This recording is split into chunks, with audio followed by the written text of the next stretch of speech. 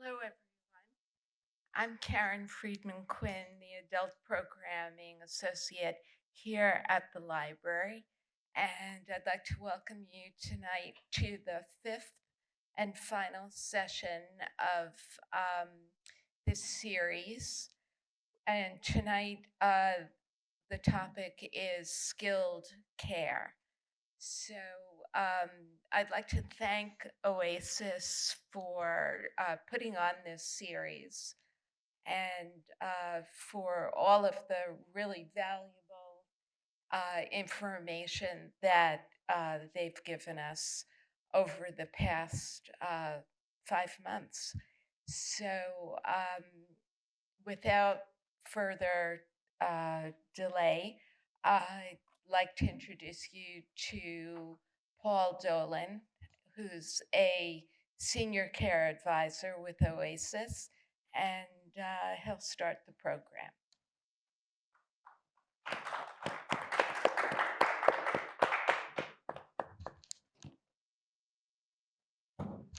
Everybody, welcome to the fifth installment of the Sandwich Generation. We've covered a lot to this point, and tonight is some heavy stuff. We talk about skilled care tonight and what that means, both in and out of the home. Today we have MJ Oz, who's the Director of Operations for Amedisys Home Health. She brings with her 34 years experience as a nurse in the skilled areas of Stanford and Greenwich Hospital, WestMed Medical Group, a multi-specialty healthcare organization, and with many years in home health as well as in assisted living as a resident care director. Joining MJ is Ashley Ritigliano, Master of Social Work graduate from Fordham University with over 15 years of experience in skilled nursing facilities, where her responsibilities were clinical guidance, discharge planning, understanding the patient and the family as a whole. And most recently, she was Director of Social Work for 8 years at Greenwich Woods Healthcare Center in Greenwich. And for the past year, to our benefit, a senior advisor with Oasis Senior Advisors. So welcome to you both. Thank you for your time. Let's jump in and talk about, so we've thrown out skilled care. We assume that everybody knows what skilled care is, and I assume that every care I get is skilled. Um, but we're going by the terminology. So let's talk about skilled care in general. Okay, whether it be in the home or in a facility, what are we talking about when it's skilled care? What are the types of treatments I'm getting? What are the types of professionals that might be engaged in that? So I think professional is the term to think of when you're talking about skilled care. So you're talking about a registered nurse, a physical therapist, an occupational therapist. So those professionals providing the treatments in your home, that's what makes it skilled. Requiring an aide is not skilled care, or a homemaker to clean the house is not skilled care. So you're looking for that professional, that nurse, a registered nurse, a licensed practical nurse, physical therapist, occupational therapist.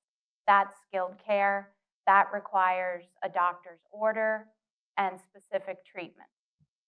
So what are some of those treatments? We talk about wound care. What are those treatments that a nurse is going to do that an aide cannot or shouldn't be doing? Yeah, definitely. So skilled care, when we, like MJ said, we're talking wounds. So if you have a wound on your sacrum, that is specific skilled care. If you have a feeding tube, a J tube, a G tube, that is skilled care. If you need bolus feeding, that's skilled care. If you need diabetes management and it's more than just pricking your finger to check your sugars and insulin sliding scale, that is skilled care. It's not about a transfer from a chair to the bed or bed to the toilet. It is more than that. Like MJ said, you need a nurse. You have to have a care plan. It's very, very specific. Now, and I think, MJ, you sort of touched on it. We use as the rule of thumb is that generally there's a prescription for it. It's a doctor order. Yep, there is a doctor's order, but even with skilled care, you have to remember that it is intermittent services. So when Ashley mentioned wound care, yes, but it's not daily wound care. You know, um, 30 years ago when I started as a visiting nurse, we actually did twice a day treatments. Those were the days where you go in the home and do wound care twice a day or go give someone their insulin in the morning and the evening, and those days are gone. So when we're talking about wound care, we're talking about 3 times a week, but treatments are different. You know, there's a million different products out there. We guide physicians on what's appropriate based on the wound, and we can teach family members if that's what's necessary. But wound care, typically 2 to 3 times a week. Physical therapy, they're going in, they're working on an exercise program. Also, they're not coming every day. They're giving you a home exercise program. The expectation is you're practicing when they're not there. Um, Hopefully, you have somebody that comes to see you, even if it's a family member, a friend, they can help you with those exercises. Otherwise, you're not going to progress, you're not going to get better. Because home care, those services, intermittent, short term, rehab, completely different ballgame. Very different, yep. Okay, so and we'll touch on that because I think that also speaks to the insurance piece. But let's talk about, so how do I get there? The 1-800, I need skilled care. You call 1-800 who's your doctor. The doctor decides, you know, you can tell them, sometimes that works, and then they'll make a referral. And then there's certain requirements that home care agency like mine, Emeticis, we all need certain documentation. That's the rule for Medicare, and all insurances follow the same path. So we do need orders from the doctor, but you also need to see the physician. You need to have had a recent appointment, or you're going to have a recent near future appointment. But those things we'll take care of. We'll guide the physician in what we need. Certain diagnosis, typically, you know, again, we guide them in what's appropriate and what is not to get the services, because we want to provide everything that's necessary and we want the coverage to be there. Right. Now, we were talking before we get started today about how does most introduction to skilled care get initiated? It's not generally the spouse or the patient themselves saying, I need skilled care. That's not the common path. Let's talk about the common paths that someone gets to skilled care. Well, we're talking 2 different types of skills here, right? So we have the in-home health skill, and then we have the skilled nursing facility. That's what I'm Right. going to talk about. So how do we get into a skilled nursing home, okay? And I just want to make sure everybody is clear. Nursing homes, okay, if you think of, you know, Wilton Meadows, right? That's a nursing home, or Greenwich Woods, or the Villa in Stamford. Those are nursing homes. But a part of that, on that campus, other than the long-term care, is the short-term rehab, which makes it skilled, because you're going in as a skilled nursing patient. Okay, so how do you get in there? You get in there through a doctor, like MJ was saying. You get in there if you're going to a primary care visit and you're not looking so good, you may have to be directly admitted to the hospital, and then maybe directly admitted from the hospital to skilled nursing home. You can go from the community to a skilled nursing facility, but again, the primary doctor is key. There has to be a specific skill, reason why you need to be in a skilled nursing home. Mobility issues, nursing needs, infections. I mean, that's how you get in there. But generally, just to kind of answer your question, you're usually going through an ER, unfortunately. Unfortunately, a crisis happens, you go through the ER. The ER triages what's happening. Is it go home with home health, or is it go into skilled nursing? That's the gateway into the skilled nursing stay. If they feel like you can go home, then you might go home with Emeticis. So there are a couple of things. So let's stay at that gateway for a second.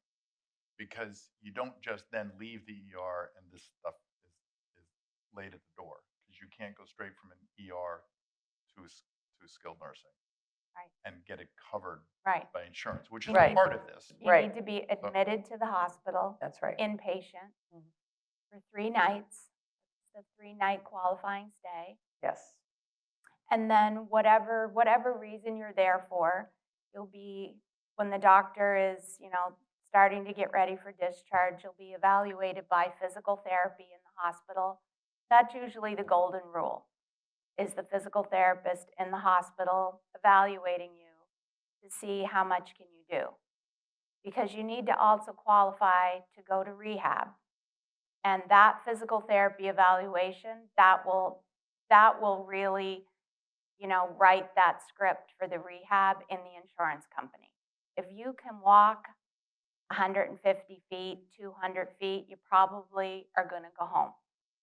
If you can only walk 50 feet, you probably should go to rehab and then go home.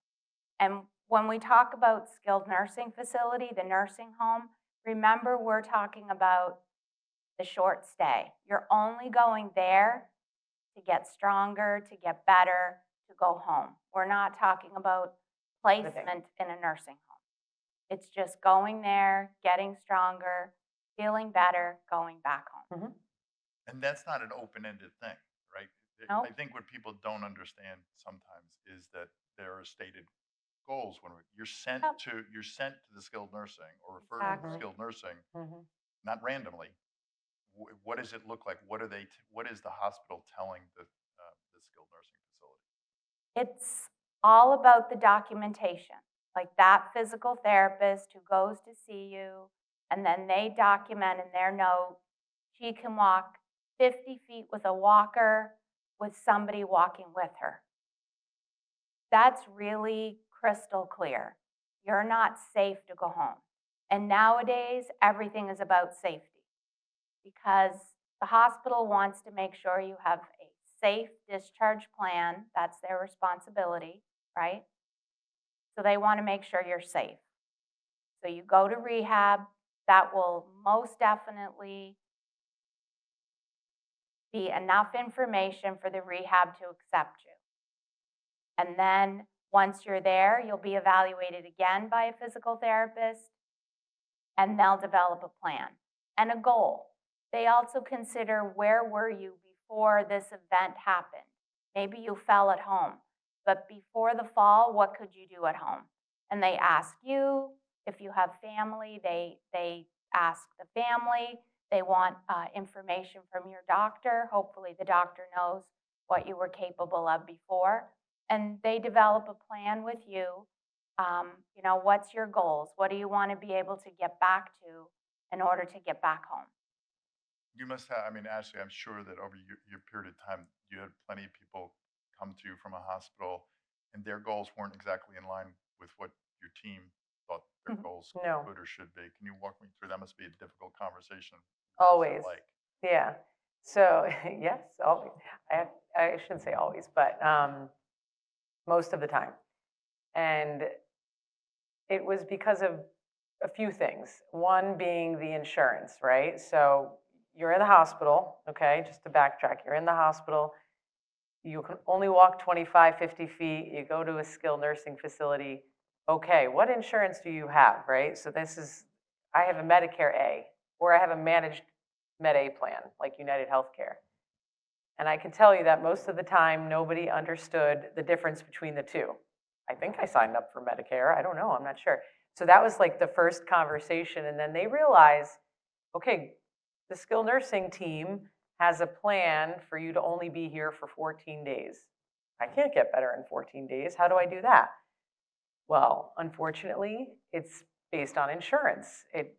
Insurance can dictate the length of your stay, or, that's if it's managed care, right? Like United Healthcare, Aetna, Blue Cross Blue Shield, or if you're Medicare and the team says, well, you can be here for 30 days. Oh, I can't be here for that long. So it's, it just depends on your insurance, it depends on your injury, or it depends on, the environment of your home, who was there helping you before? Did you have a, uncleanliness? There's so many factors to prevent you from going home, or it just took some time. It was different for everybody.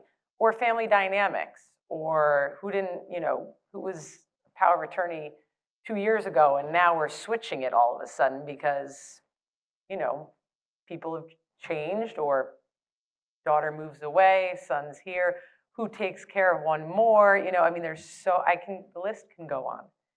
But I would say those are the major things, like insurance and, psychosocial and environmental, which makes the stay either very short or it could be very long. Did I answer? I hope I answered Yeah, your question. and I just want to say, I would assume sometimes people would say, "Get me better," get me Oh, to right. what I was before I fell or before I twisted my ankle before this, and that I think sometimes there's misperception or unrealistic expectations, and I just fashion that being a difficult conversation for you guys sometimes. Yeah, definitely. I mean, somebody, for example, like they would come in with an IV antibiotic for 6 weeks, but they could walk, right? They could walk all around the facility. They have an IV antibiotic. How am I going to stay here? But it's 3 times a day, the IV. Okay, I'm just giving a case scenario because, I can walk. Why can't I go home? Well, the IV is a skilled level of care. And if you're living at home alone and you don't have a caregiver to do that, which typically you really can't do that, or you don't even have a home health agency that can do it 3 times a day, you're kind of stuck there. Which is, it's not very exciting to stay in a skilled nursing home, but it's very needed because you need to be around a nurse, you need to be around a doctor, they're taking blood work. It's, MJ, just for you and home and getting home health, if somebody's coming from a hospital or coming from skilled nursing, the same thing is like that negotiate. It's not a negotiation, but that meeting of expectations and reality, as families come to you and you come up with the care plan. Can you talk about that Yep. experience a bit? Most of the time, people think that we're going to stay involved forever, and that's not the case. Everything is insurance driven. That's the world that we live in, right? So my clinicians, my physical therapists, my nurses, they document how's the progress. And if you're showing progression, let's say the wound is getting better, it's getting smaller, that's progression for a wound. Physical therapy. If you're progressing and the physical therapist can work with you and you're not short of breath and you don't have to sit down, you can do more than 5 minutes, that's progression. But if you are the patient who, you may have a terrible respiratory condition that you're on oxygen and you get very short of breath, you can't do a lot of physical therapy. You're likely not going to get any better physically. Those are the conversations that are very difficult because nobody wants to hear that. They just want the physical therapist to keep coming. And that's not restorative treatment. That's what we call maintenance. That's maintenance, and that's what insurance does not pay for. That's what your home exercise programs are for, that the therapist is giving you. Some people might have a terrible wound, and it's not going to heal. But that's a very terrible wound, and it isn't going to heal, and they are out there. It does happen. Usually they are what you might call a bed sore. We call them pressure ulcers. And sometimes they don't get any better because the patient doesn't follow our recommendations, like don't sit all day long, or your mom needs to be turned and positioned every 2 hours in bed. But if you don't follow our recommendations and the wound is not healing, then it's considered a non-healing wound. Insurance will no longer pay for that either. So we're teaching the caregiver, because if you have that kind of wound, you have a caregiver with you. then we have to teach someone to do that wound care because it's going to be like that probably forever. Those conversations are horrible. No one ever takes that in a good way. There's no easy delivery of that.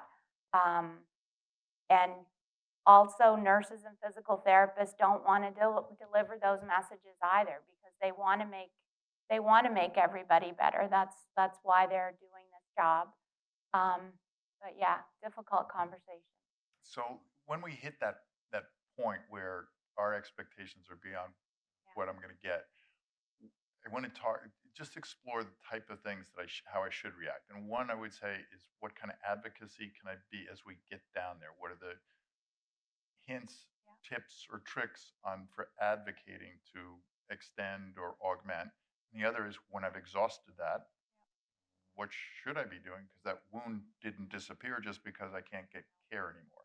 So those are two different, but when I've hit that sort of inflection point and I'm nearing it, talk to me about the advocacy I can and should be doing, whether I'm coming out of the building or going into coming out of care from the home health. Well, in home care, if my staff are doing their job the right way, they should be preparing people for discharge. It shouldn't be, today I'm telling you I'm not coming back next week.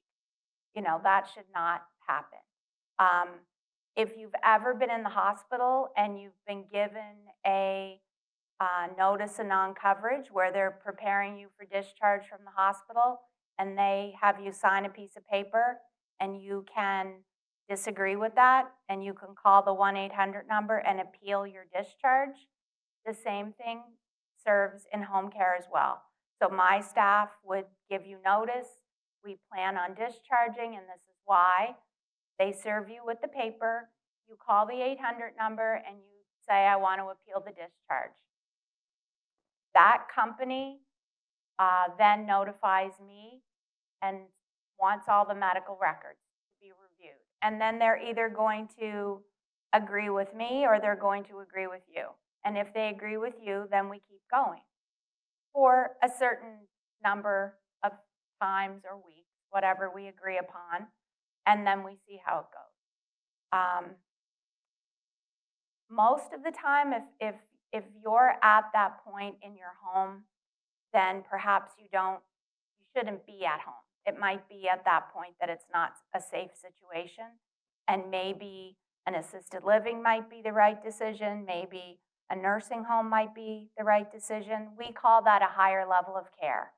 And what we would recommend at that point would be somebody like Paul, that, with your consent, if you wanted help to find your resources like that, then we will call somebody like Paul and put them on it. You need a higher level of care. Assisted living would be, and lots of times that would be the right decision to make. And Ash, coming out of a skilled nursing facility, of a rehab stint, is that a similar experience, or how does it look when? Yeah, it is very similar.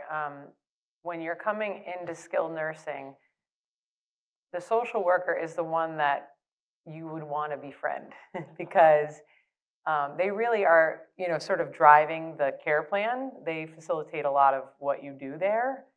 They're not the doctor, but, in terms of understanding what you're there for, okay? Because you might, you may have heard it from the doctor in the hospital, but you need clarification. So you're really initially getting a 72-hour introduction, and you're going over discharge from day one.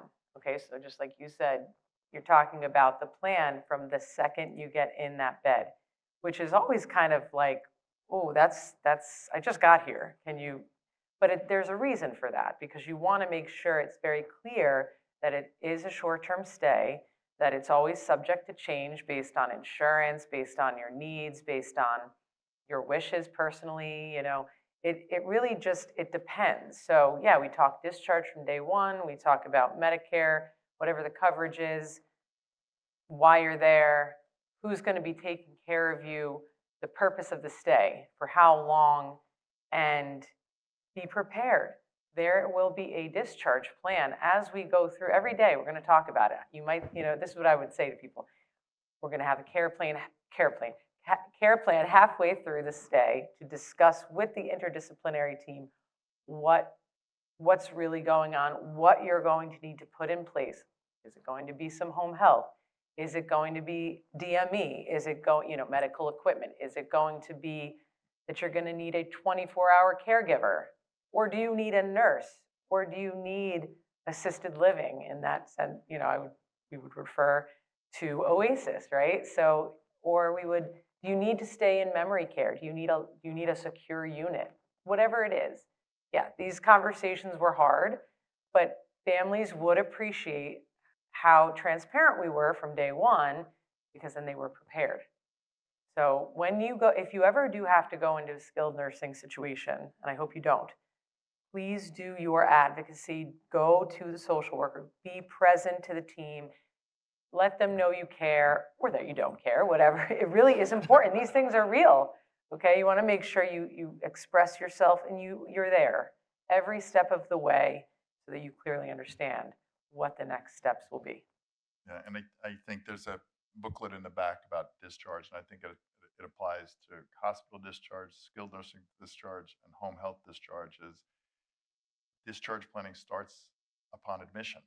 Right away, First day, you don't know enough to discharge, right? but your focus has to be on discharge from that moment, because you're also not going to get the hand holding. You were talking about you're very gracious. The social worker's not talking to you every day. No, they're not. No, not all social workers will talk to you every day. They are very busy. Doesn't mean that they're not good at what they do, but you do have, like I said, you do have to be a good advocate. You want to make sure you check in. It doesn't have to be every day, but throughout the weeks. Ask questions. Is there going to be a meeting? Should I speak to the doctor? When is the doctor coming? If they have a wound, is there a wound care doctor? Right? Because people think there's only one doctor. No, there's a specific wound care doctor.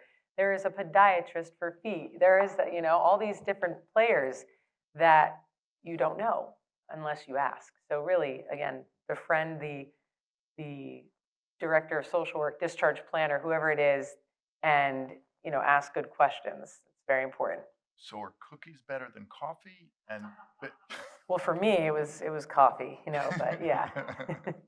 But yeah, it's a really hard place to be. It's not very fun, but you just have to really embrace it and don't do it alone. You don't want to go through the process of this alone. So if you have family or friends that you can include in keeping track, make sure you take notes. Because it's hard to gather all this information. The next day you go in, you're like, I don't know what's going on with my mom or my dad or my sister or my brother. You have to make sure you're taking good notes and that you are understanding clearly what the purpose of the stay is. I can't stress that enough. You get lost in that process, okay? And then you think that the team is not doing their job, but they are. Make sure to take notes. Okay. Now you raised an interesting point with that there's a wound care doctor, and we see that all the time. Somebody went in for a broken hip, and so that's what we're focused on. Why is mom in the hospital? Well, she broke her hip, and she's in rehab now for the broken hip. Why is she not coming out? Because she's got a wound. Yeah. It's not the hip's fine. Hip's fine now, and I'm sure MJ, you were talking about before that. Those are the type of things that can go on. And how do you moderate it? Because you're not in charge of making the wound better. You're in charge of delivering the care that somebody's prescribing for that. And it may not be my primary care Yep. physician. There's a lot of players. There's a lot of doctors involved. We usually have one doctor that's the go-to, that's signing our orders. But some patients do go to a wound care center, but they have to be physically able to get there. And if you're home and you're not that mobile, you may not have finances that can cover expensive transportation. Primary care doctors, they will give us orders. Most every home care agency has a wound care specialist of their own because the industry kind of demands it, because you have patients that are homebound and truly cannot get to the doctor to have that wound looked at by someone who knows what they're doing. So my company does have wound care specialists. We use virtual visits. The patient or family signs a consent. We use Teams on our tablets. We use photos. Everything is live. And then those people, our specialists, they make recommendations. And then we go to the primary care doctor. That's not their specialty. And we say, you know, Dr. Joe, we had the wound evaluated by our specialist. This is what they think this product, this treatment might work. If you're in agreement, we can write the orders and you can sign and we can give this a go, see if we can get this wound to heal. Great. And that's very, very successful. Okay. I want to make a transition to the people who are allowed to do certain things in a second, but I want to put a button or pin in our stays in skilled nursing. Actually, I want to get into home health on that. 100 days. Can we just talk about the 100 days and the reality of what that is? The amount of times said, well, when I asked, well, when's your mom being discharged? Said, well, it'll be 100 days. She gets 100 days. Yeah, so please understand your insurance, what it is. Okay, that's the first thing, right? If you have Medicare, Part A and B, call up and find out what does that mean, okay? And if you have United Healthcare, which is a managed care plan, managed Med A, understand what that means. Both give you 100 days. Yes, they give you 100 days. However, there has to be a skill to use the 100 days. Okay, so for example, you go into a subacute rehab, skilled nursing, you're admitted, have never used a Med A day in your life, right? You go in, you use, 25 days. But the family says, well, I have 100 days. How come you're kicking me out on day 25? Well, because like I said, we talked about discharge from day one. We went over the care plan, the purpose of the stay, and the goal for your total knee replacement is to be out on day 25 because you've met A, B, C, D, E, F. And now you're good. You're good to go home on day 25. Well, no, I have 100 days. Well, no, because the care team, the interdisciplinary team, physical, occupational, nursing, doctor, they all feel that we can't justify any more to Medicare or to managed care, whatever, and you're okay to go home. You're okay to go home. We can't justify it. We can't, you've met your goals, you've plateaued is another word they use in these types of settings. And that's a good thing. That's not a bad thing. If you felt like you wanted to sort of, appeal that process, you will get that opportunity and you will get that right. Like you were talking about before, there's a notice of Medicare non-coverage. They call it a NOMNIC, and you get that opportunity. They should, not every place, it depends on where you are, but typically they like to give those notices 48 hours before you're discharged. They should give it maybe 7 days before, so you have time to plan. But they technically have within 48 hours. And then you get the notice, and you like MJ was saying, you can call the number and you can appeal. And if you don't win, it's okay. You've met your goals. That's why from day one you want to be prepared. You might get cut on day 25. That's okay. Have a plan. But yeah, to answer your question, you have 100 days, but you need to have a skilled nursing need or a skilled, a skilled nursing need. Nursing, PT, OT, speech. That's a medical issue. Those are skilled needs. Now, And and to get to the point where I'm going through the same experience at home, I want to start at the beginning when I'm at home. You mentioned I might have physical therapy coming in. I might have occupational therapy going in with their stated goals. I've got my broken hip or whatever's going, and there is a regimen for what we're doing. But if I've got, and maybe even I have a wound, and you've got a wound specialist coming in or a nurse coming in to redress a wound 3 days a week. But those people are only there for those periods of time. Yep.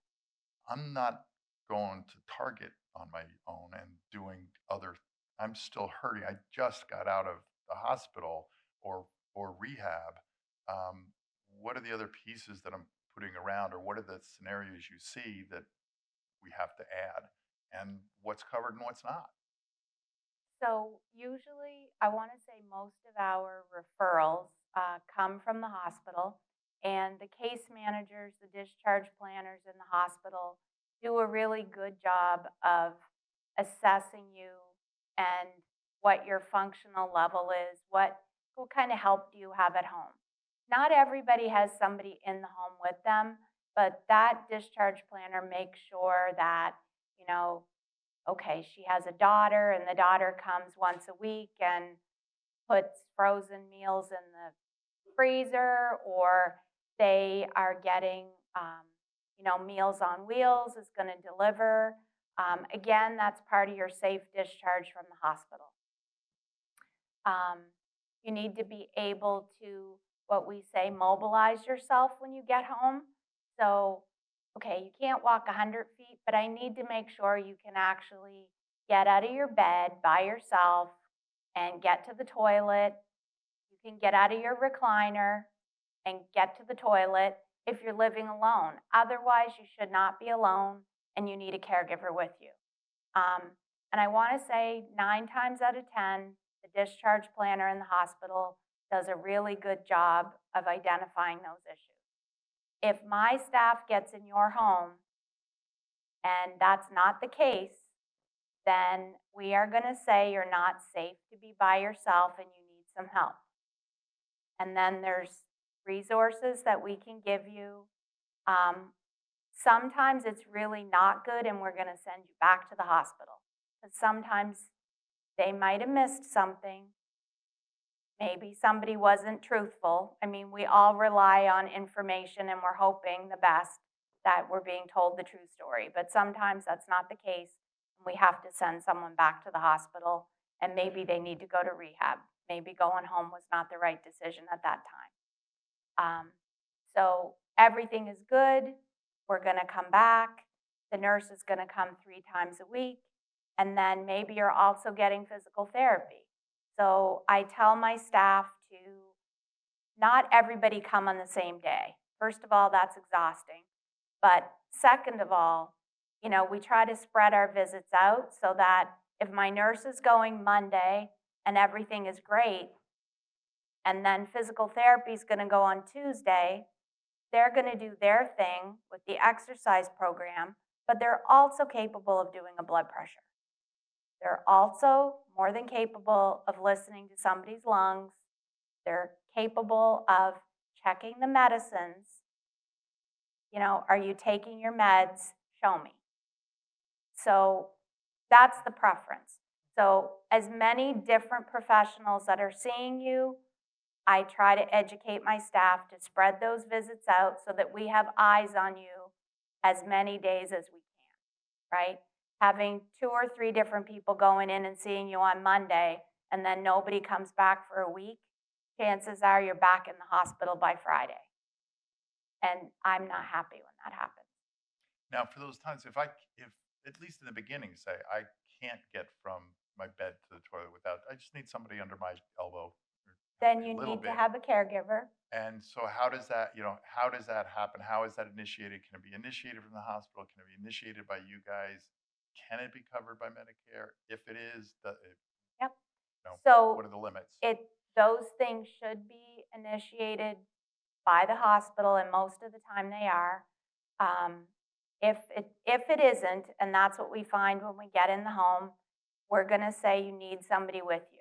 If you have family, if your daughter or your son is your power of attorney, or maybe they don't have any legal anything, but they're your person, we're going to call them and say, Mom is not safe to be here by herself.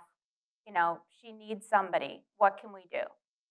And if they say, well, I'm not going to do anything, we can call, don't everybody fall off your chair, we can call Adult Protective Services. That is not a punitive action. That agency is state appointed and they are there to make sure, again, that people are safe in their home. And they can help see, is there resources out there that can help put somebody in the home to help you. Somebody like that needs to be with you for safety purposes is not something covered by insurance or Medicare. That's a private pay situation.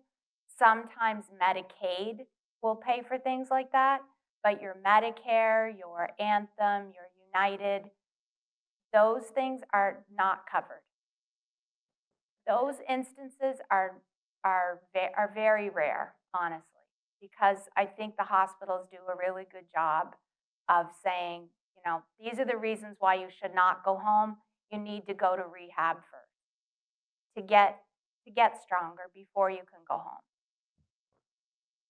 Yeah. Can you speak a little bit? So when I made that transition then, and I've gotten home care, Yep. not the Yep. professional. I mean, they're professionals, but what, you know, what can they do by regulation? I know physically anybody can help me get out of bed, Yeah. but this aid won't, or I need some help reminding me, is it the blue one at night or the white one at night, the pill that I'm taking? And what is sort of, people, I think, sometimes misunderstand the capability of when people are hamstrung by what the regulations are as opposed to. So if you hire an aide through an agency, which we recommend because then you know, hopefully you're getting somebody that um, knows what they're doing and is going to follow the rules, and they have a boss that's going to make sure they show up for work. So, you know, hiring through a licensed agency is a good idea. And an aide is a certified nursing assistant. That's an aide, right? And they can cue you. So no, they can't give you your medicine out of the bottle. But if you are aware of your medicine, my nurse would know that. Okay, she knows all of her medicines. She just can't take the tops off the bottles because she has arthritis. Okay, there's other ways around that too. There's pharmacies that my nurse can work with your doctor that packages medicines beautifully that you can open, no problem. But an aide can assist you. You're just going to say, it's time for me to take my Lipitor. It's 7 o'clock. Can you pass me the bottle? And can you just unscrew the top for me? That's perfectly fine. An aide cannot do wound care. She can help you get to the bathroom. She can walk with you. She can do the exercise program with you. They can do all of that. If you hire somebody through the church or a community center and they're not through a licensed agency, it's your cousin's family's nephew, sister's brother, they can do whatever you want because you're hiring them privately. If you want to teach them how to do something, that's on you, right? They're not a licensed anybody. They're just a friend of a friend. And there's nothing wrong with that. That's a personal family decision if that's what you want to do. There's lovely people out there, but you know, that's on you. If you hire through an agency and they are an aide, then they are limited at what they can do. It's, again, it's cueing, it's assisting you, but you have your faculties, you know what your medicines are, maybe you just can't reach them. And can I just piggyback? This is one of my, this took up 80% of my day when I did discharge planning. Because families, you know, when we're talking, okay, in the meeting, you need home health. Okay, that's one part of it. But then you also need an aide in addition to the home health plan. Home health is the covered medical model. And then if, you know, that's intermittent care throughout the week. So, okay, think about it. You have 24 hours in a day. The home health agency is only going to give you maybe 2 hours a day, maybe 3 visits a week, something like that. I'm just, right? It's very, very limited. So to understand that part was huge for me to deliver to families because they say, well, home health, I mean, it's covered under insurance. Well, it's not. It is, but it's not covered 24 hours a day. So you really have to listen to the care team and fill in the gaps. So if you do need additional from home health, like a private aide, that's a separate situation. That's still an aide, a certified nursing assistant that can physically do the care, can't do the pills like you were, you know, they can't, you know, here's your Lexapro, here's your, they can hand you the bottle and, okay, so it's really important to understand that, you know, home health, home care, and what you're going to get throughout the day. Because that took up a lot of time to understand. And then because people think, oh, I'm going to go home with the care and it's going to be fine. But then there's pockets throughout the day, and that's when we can have these crises, right? So, you know, it's really understanding what you're getting from each agency and what you're getting from under your insurance plan and understanding that.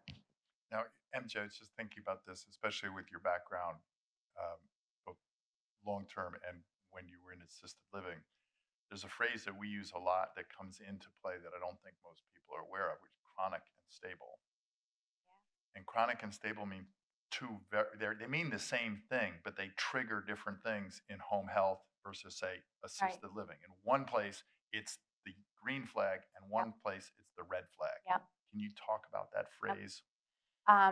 So in assisted living, and everything's about regulations and rules, and it would be great if they all work together, and they don't.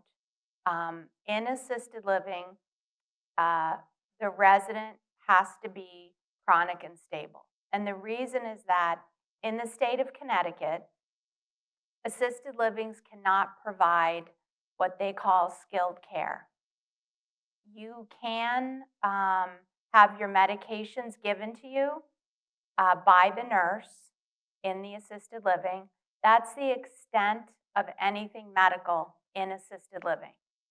Even if you are in memory care in assisted living, the most that the nurse can do is medication. If the doctor says you need wound care, those nurses are not allowed. Are they capable? Probably, but they're not allowed because that's considered skilled care. That's when the doctor would refer to a home care agency to have a nurse go in. We can go into an assisted living, not a nursing home, because nursing homes don't need my staff, they have their own. But in an assisted living, because those nurses are not allowed to do skilled care, my visiting nurse can come in and do wound care. Now, if something happens, because that resident in assisted living must be chronic and stable, if anything happens, the nurse will call 911 and send you to the hospital. And that's not what I want because, by the way, that looks very bad on my statistics that my patient went to the hospital. And that's where our models do not align. A fall is very straightforward because you can't tell if someone is really hurt. So you get sent to the emergency room to be evaluated. Did you break anything? No, you didn't. So they send you back home. But let's say maybe you have a history of congestive heart failure.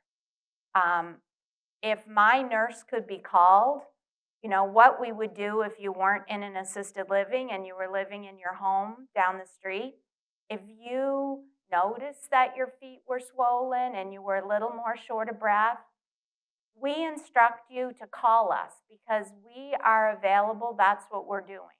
And we want to get out there to see you.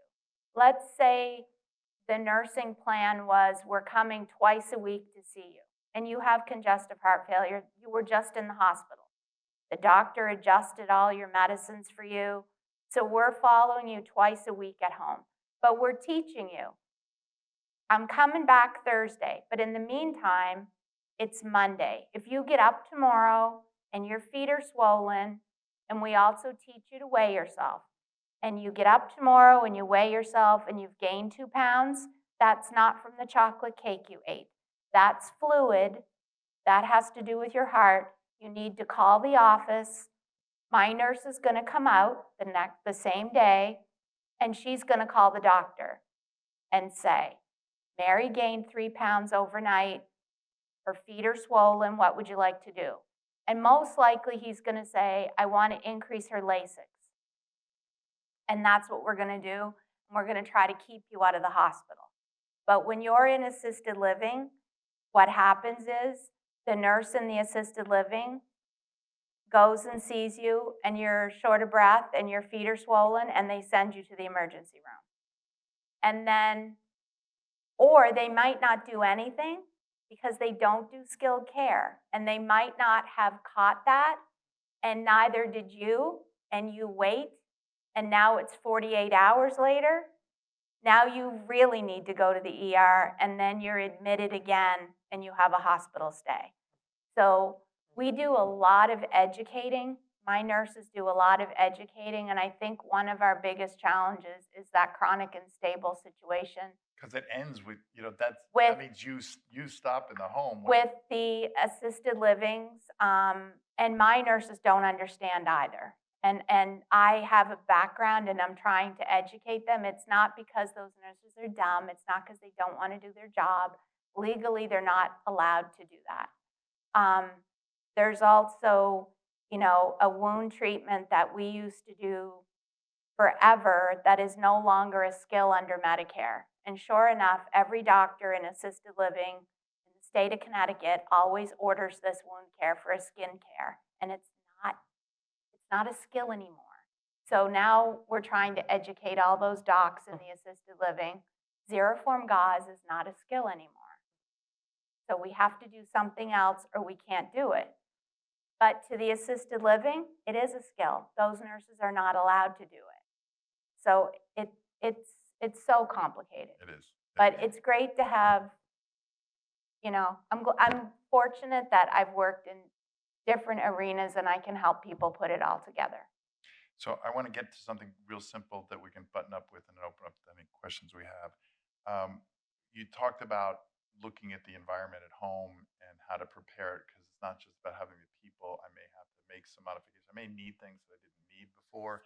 And Ashley, you mentioned DME or durable medical equipment. Can you just talk a little bit about the most common pieces of equipment that you're making orders for, and the idea that you have to make an order because we can get Medicare to pay for something? Yeah. So give me a typical discharge where it's some of the pieces of DME that. Yeah.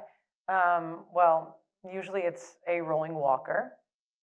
I mean, usually you're not leaving a skilled nursing setting walking out. Like in my many years of skilled nursing, I had very few patients walk out without an assistive device. And that's the truth. That's okay though.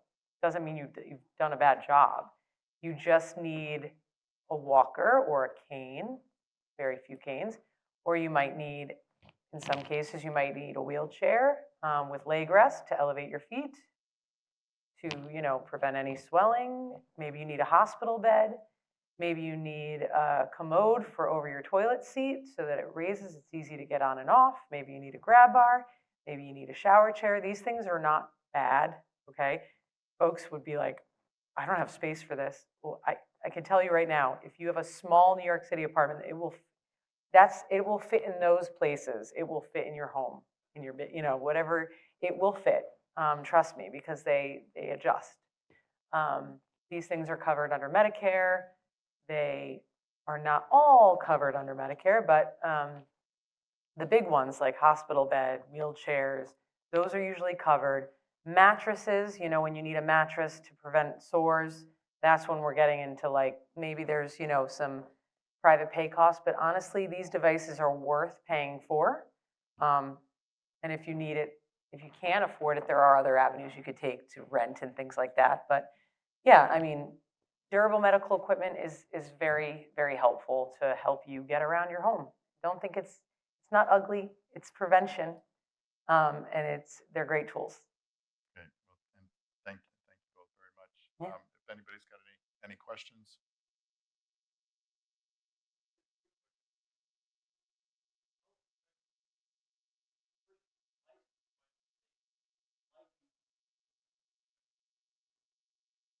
Depends, because an aide is licensed as well, and they're not. No.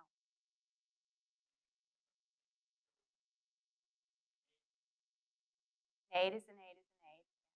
I mean, everyone has, during their working life, I mean, you could be an aide and you've only worked with children, right? But if you're in home health, then you're accustomed to working with the adult population. Yep.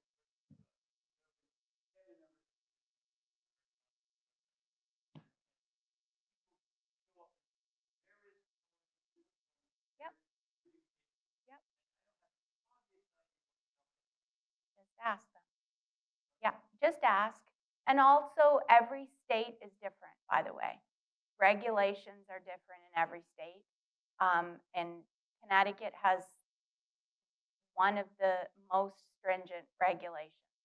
Our state regulations for Connecticut are very strict, both for home health, for assisted living as well. And when you're going through an agency for a certified nursing aide, you can ask, because I think this came up in another one of our sessions, where what can the aide do, right? Can they transfer from the chair to the bed, one person? Do I need two aides? You know, you really need to be you yourself as the family member or whoever, right, need to educate yourself, ask questions. The agency can tell you what the certified nursing aide can do, because maybe the aide might say, I can't do that. Well, go back to the source, go back to the agency and ask them, what can the aide do for my 98-year-old mother who can't do a transfer on their own? Just an example. So don't ever feel like you can't ask questions to the agency representative.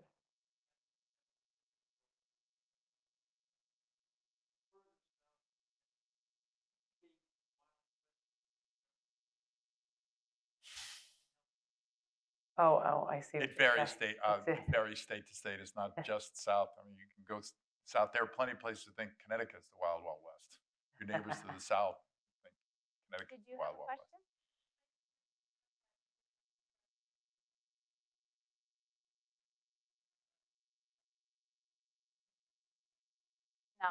No. Mm-mm. No. So But let's people, touch on that a little Yeah. bit. Yeah. So That's there are important. two things. The supplement is about when you get to the gap. Like if you're getting 80%, the secondary insurance is going to cover that for when you're there. So you're 100% under Medicare for the first 20 days. Day 21 to 100, it's 80%. So what happens to the 20% bill if you don't have a secondary? You're on the hook for it. That's what you want. But it also brings up the question, and it's different, like managed Medicare. And Ashley touched on it a bit, but I think people don't understand this, and this is why we tell people make sure you check, retool your health insurance every year. Open enrollment is in the fall. They make a big deal of it and go and get it evaluated because your life situation changes. It's like your life insurance when you're 40 and two young kids is different than when you're 70 and the kids are gone. So it's the same with that. And you're faced with, if I have managed Medicare and I'm in a skilled nursing or a hospital, I can switch. You can, but you can't do it during the active stay, because it becomes a billing issue. So, you're there under United Healthcare for a skilled stay. You're like, well, no, I really want to switch because I really want mom to stay for like another 20 days. Well, don't do it during the middle of your active stay. You really have to wait. Actually, you really need to approach the finance office in the skilled nursing facility. But you have rights. You can do that. It's just you might have to pay a little bit, or it could be retroactive until you get Medicare.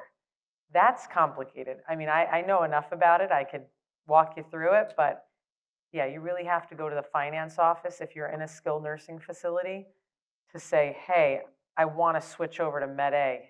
Can I do that? Guide me through that. Really go to the finance advisor or finance officer at the skilled nursing facility. And if you have United Healthcare or Aetna or Blue Cross Blue Shield, like the managed care plan, it's usually because folks sign up for that because you're getting more in the community. Like people sign up for that because when you go to a primary doctor, you go to a specialist, you have very few co-payments. That's really why it's ideal. Or it's about medication. Yeah, or it's about a lot of times exactly. the advertisements Yeah. are You know, you'll get your meds for, you know, no copay. And if you Desirable. take 2 dozen pills a day, then that might be the better option for you. If you have straight Medicare, and that means you have not enrolled with United or Anthem or Blue Cross, then the guidelines are very straightforward. If you are enrolled with anything else, United, Anthem, Aetna, whatever it is, it's managed Medicare, that's what it's called, because they are managing your Medicare. So then the me and the Ashley, we have to follow what those insurance companies are saying. Medicare has managed. very straightforward guidelines. For visiting nurses and physical therapy and everything, for instance, Medicare pays 100%, as long as you meet the requirements. You're homebound, and we have doctor's orders, and we have a skill, and you're showing progression, Medicare pays 100%. There are no supplementals in home care. That doesn't come into play. Like AARP. Right, that doesn't come into play in home care. If you have a managed policy, let's say it's United, it could be that they're following Medicare guidelines, it could be, or they may require authorization. So you still need to be homebound, we still need doctor's orders, there still needs to be a skill, you still need to show progression, but they will say, okay, you can have 5 physical therapy visits between May 1st and May 15th. And then at that point, send us all your notes, show us the progression of the patient, and we'll see if we'll give you more. Yes, sir.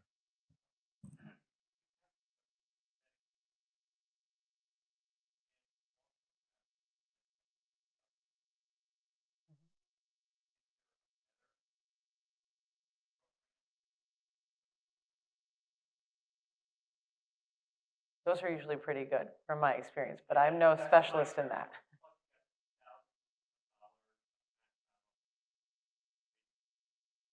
Well, it's going to, right, but each, on that supplement, it's going to be different, just like when you buy any other bit of insurance. And that's why I would say an open enrollment, always check it out. And the most important acronym in the state of Connecticut for that piece is choices, the word choices. The choices are people who are trained to give advice and walk you through which might be best for you. So as MJ's saying, if you have a lot of pills to consider, let's do this. If it looks like you're at a point in time, you have congested heart failure, your feet swell a lot, and you've had a couple visits to the hospital, maybe we should be thinking about this, because that copay on the meds is not going to be as bad as the copay in a skilled nursing and you're more destined to go back there. Yeah.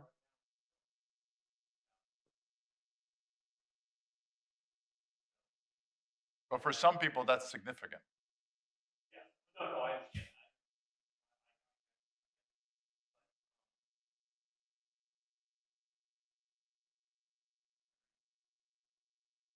We can't. Yeah, we can't. No, No.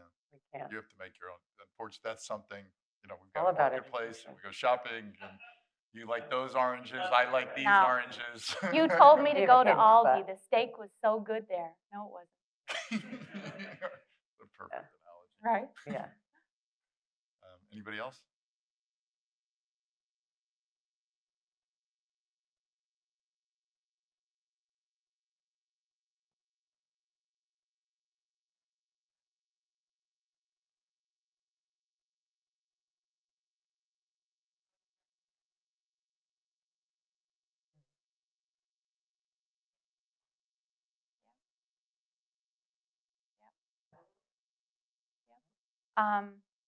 In the home care arena, when you have a patient with dementia or any kind of cognitive impairment, skilled nursing services, so the registered nurse seeing that patient, If it's wound care, then, that's not an issue. But if it's something that requires education about medicine, hopefully there's a caregiver or that patient's not safe to be home alone.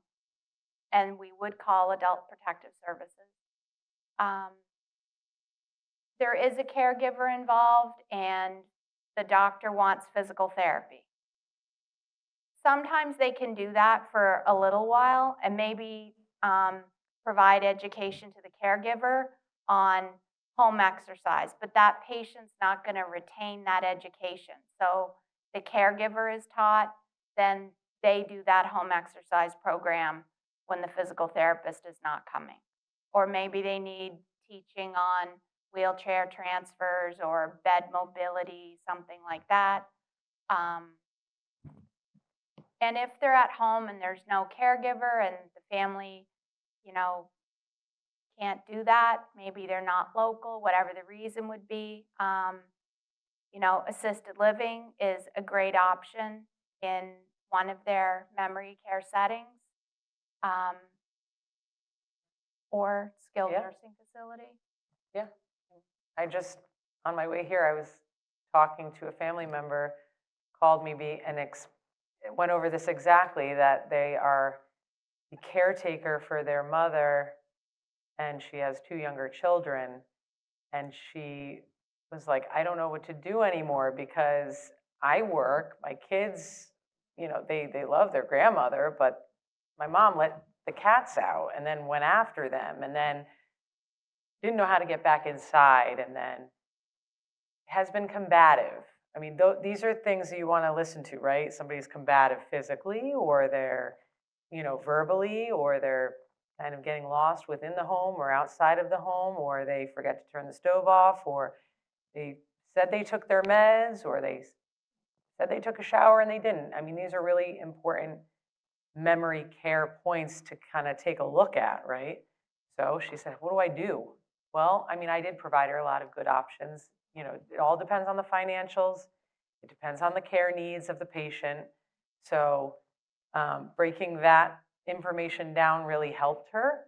If it's not assisted living, in the memory care within assisted living, because you can't afford it, then you may need a skilled nursing home, what I was talking about, that has a memory care unit within the nursing home, because not all of them have memory care, meaning it has to be locked, secure, with memory caregivers. I mean, these caregivers are trained in dementia. There is a difference in some of the certified nursing assistants. They go this extra mile to get a certification for dementia training. Most of them have it, but it's very specific, because the way you approach somebody with dementia is very different than, maybe not that much different, but a little different than you would approach somebody that doesn't have a memory care issue, because they may not be so hesitant or paranoid, whatever symptom they're having, right? So those are key points for memory care folks, right? You really want to look at internally and externally what's going on, and not just all about the medical things. It could be the behaviors, it could be all these signs leading up to the need for nursing home or assisted living or home care. Anybody else?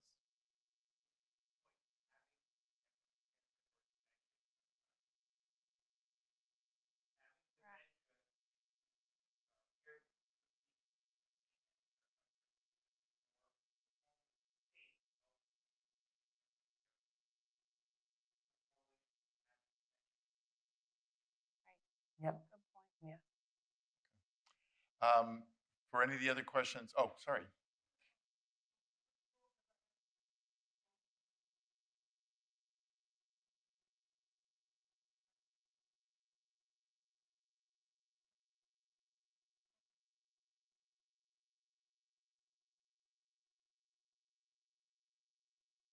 So for long-term care insurance,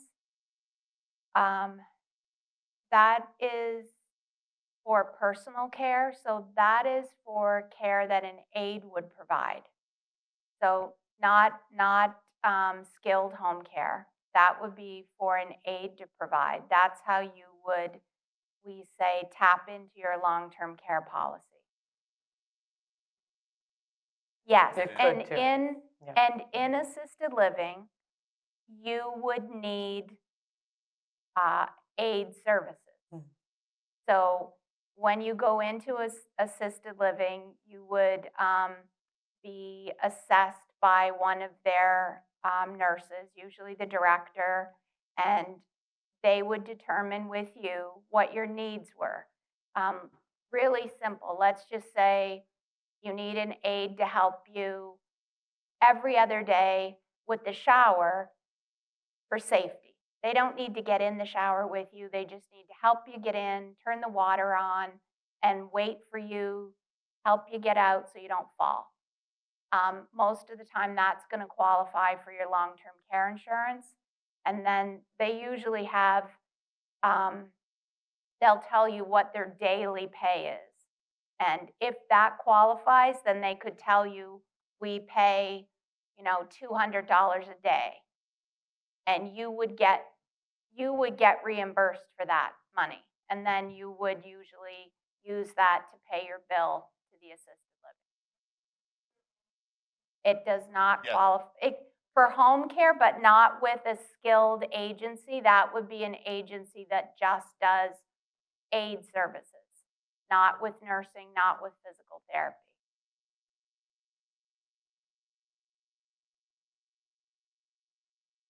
Yep.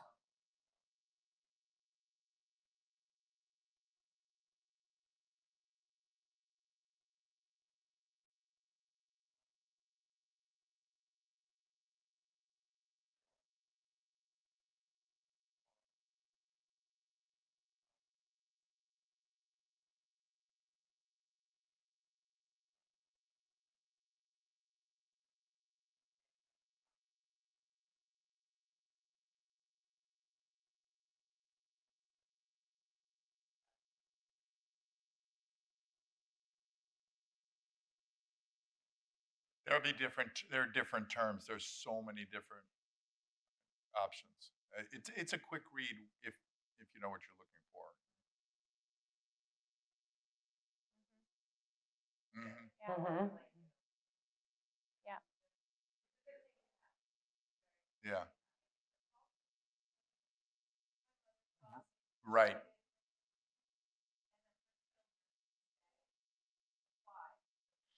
Yeah.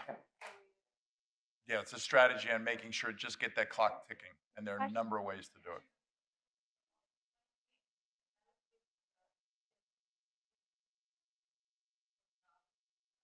Yep. Yeah. Oh, It yeah. depends on the assisted living that you go to. They have what they refer to, let's say, as packages. So depending on which one you go to, because they're all different, right? They're all separate companies.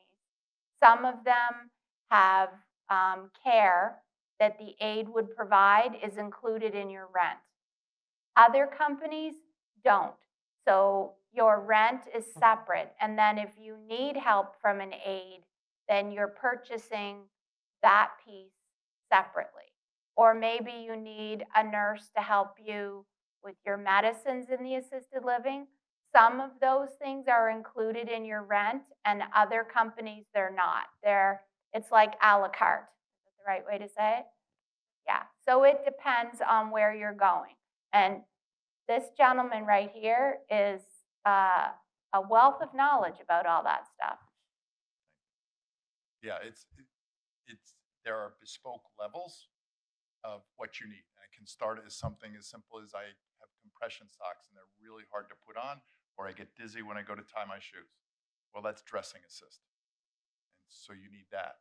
But if I need two people to help me get out of bed, that means I need two people to get me on and off the toilet, in and out of a chair.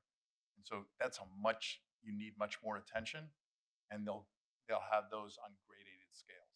So the person who only needs help with the socks is paying much less than the person who needs two people helping them. It's an effort to be transparent, but what happens is it's complicated because as MJ said, we work with 130 assisted living communities in Westchester and Fairfield County. They're all different. How they do, and they're doing the same thing, right? Because they're all hiring aides and a nurse to supervise aides to deliver this care. It's just how are they going to assign the costs for their business? And they're all different. Anything else? Then I'd like to thank MJ and You're welcome. Thank My pleasure. and thank you for all attending. If you missed something, I know you touched on an issue earlier about insurance and things like that. Go to the previous episodes of this. We had one local resources that touched deeply on that. You can find that links on the library website, on our YouTube channel. These have all been recorded, so you can get that. And the purpose of this has all been about getting these professionals out in front of you guys, so you know who's out there to buttonhole with your particular questions. Okay, there's a social worker at a skilled nursing facility. There's a nurse at the home health. Who am I talking to? Who am I going to get the authoritative piece? Because if you're just going to zoom around the internet, you're getting pitches. You're getting marketing. It's not bad, but you're not doing the research you should be doing. Susan always says your mom deserves better than a Google search. And I think that's what it sort of comes down to. We've gotten very lazy about, I can just get it from this, even with AI. But talking to an expert, and how many things that MJ and Ashley sort of struggle with articulating because it's complicated. And they deal with it all the time. So how can you expect to get it really quickly? Anyway, thank you both very much. Well, thank you for Thank attending. you. Welcome.